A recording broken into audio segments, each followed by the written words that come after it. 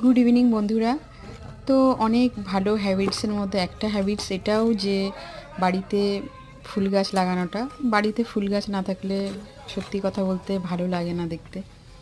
তো আমার এরকম একটা ভালো অভ্যাস আছে যে বাড়িতে ফুল গাছ লাগানো, অনেকেরই থাকে। তো আমি ফুল গাছকে প্রচুরই ভালোবাসি, সেই কারণে কিছু গাছ আমার লাগানো আছে। আমার ছোটোখাটো একটা বাগান আছে, তার মধ্যে আমি এই গোলাপের পরিচর্যাটা তোমাদের সঙ্গে শেয়ার করছি। তো প্রথমে আমি কাঠের গুঁড়ো দিয়েছিলাম, লাগিয়েছিলাম কাঠের গুঁড়ো দিয়ে, তারপরে ওই মাটিটাকে 2-3 মাস পরে আমি ফেলে দিয়েছি।